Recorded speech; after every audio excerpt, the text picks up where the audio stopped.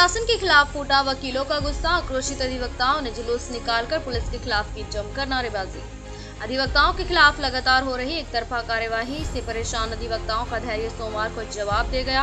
बीते दिनों अलग अलग मामलों में इलाका पुलिस द्वारा कई अधिवक्ताओं के खिलाफ मामले दर्ज कर जिनको लेकर छाता बार एसोसिएशन के अध्यक्ष ठाकुर प्रकाश सिंह व सचिव विजय कुमार शर्मा ने अन्य अधिवक्ताओं के साथ पुलिस अधिकारियों से मुलाकात की थी, जिसमें पुलिस की तरफ से कोई सहयोग न मिलने तथा उल्टे अधिवक्ताओं के खिलाफ कार्रवाई करने से अधिवक्ताओं में आक्रोश व्याप्त हो गया। आक्रोशित अधिवक्ताओं ने छाताबार सभागार में एक आपातकालीन बैठक बुलाकर पूरा प्रकरण सदन के सम्मुख रखा, जिसमें ध्वनिमत से समस्त उपस्थित अधिवक्ताओं ने यह फैसला लिया कि जब तक अधिवक्ताओं के खिलाफ दर्ज मामले वापस नहीं लिए जाते तब तक अधिवक्ता पूर्ण न्यायिक कार्य से विरत रहेंगे। वहीं छाता बार एसोसिएशन द्वारा पूरे प्रकरण पर निगरानी बनाए रखने तथा वरिष्ठ अधिकारियों से मुलाकात करने हेतु एक समिति का भी गठन किया गया। बार सभागार में बैठक के उपरांत सभी अधिवक्ताओं ने पूरे तहसील परिसर में जुलूस निकाला और पुलिस प्रशासन के खिलाफ जमकर नारेबाजी की। इस पूरे प्रकरण के बारे में एवं वहीं आगामी रणनीति के बारे में छाता बार एसोसिएशन के अध्यक्ष ठाकुर प्रकाश सिंह और सचिव विजय कुमार शर्मा ने जानकारी देते हुए बताया। सचिव साहब, आपसे जाने कि जो रणनीति आप लोगों की जो साधारण सभा में तय की गई है, इसको लेकर के कल कार्य स्थगन का भी प्रस्ताव आप लोगों ने दिया, क्या कुछ कहेंगे इसको लेकर के? पुलिस प्रशासन का जो रवैया है वो अधिवक्ताओं के खिलाफ है।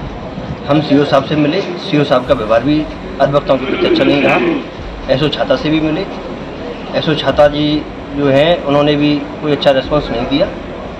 हमारी तो इतनी सी मांग है, जो निर्दोष हैं और जो हमारे खिलाफ झूठी एफआईआर हुई हों वो वापस हों, और जो हमारे जो अधिवक्ता पीड़ित भाइयों पिटे हैं उनके खिलाफ जो वारदातें हुई हैं, एक अधिवक्ता हमारे मनोज गौतम जी हैं, उनके कुछ अज्ञात बदमाशों ने लूटपाट की, मारपीट की, हमारा कोई मुकदमा दर्ज नहीं हुआ है।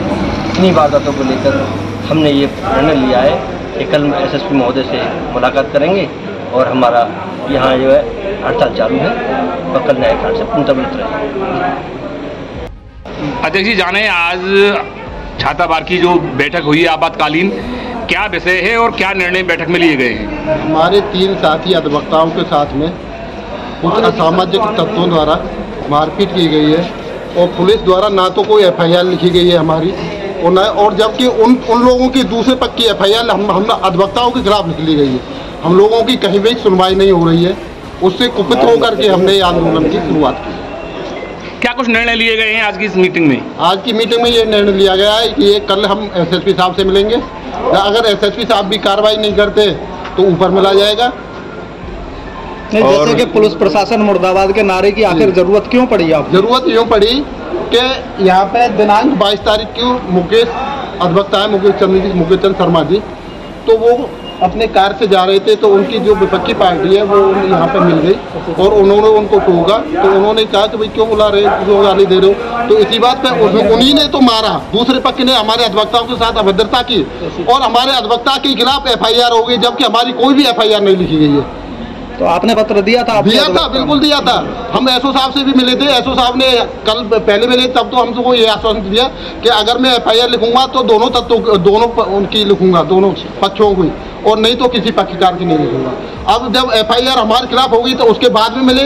हमने एसओ साहब से कहा कि जब आपने ये कहा था कि हमसे कि अगर एफआईआर लिखूंगा तो दोनों पक्षों की लिखूंगा, उसके बावजूद भी आपने उस पक्ष की एफआईआर लिख ली, हमारी एफआईआर नहीं। उसने कहा जी मैं मजबूर हूँ, मैं आपकी किसी प्रकार की कोई भी मदद नहीं कर सकता। तो आप अपने कुपित होकर के हमने ये आंदोलन की शुरुआत। जैसे कि आप अपने आप को असुरक्षित महसूस कर रहे हैं, तो जनता तो बहुत परेशान रहती होगी। क्या इस शासन में जनता की, जब हम लोग अधिवक्ताओं की कोई सुनवाई नहीं है तो जनता की कहाँ सुनवाई हो रही होगी? पुलिस पूरी तरह से मनमानी, पुलिस क्या सारे अधिकारी अपनी पूरी तरह से मनमानी कर रहे हैं। उच्च अधिकारियों को बताया इस मामले को? हम कल जा रहे हैं, हमारा डेलीगेशन कल मिलेगा। जैसे पुलिस क्षेत्राधिकारी सीओ साहब से 2-3 बार मीटिंग हुई है हम लोगों की, क्या उन्होंने भी कोई ठोस जवाब नहीं दिया।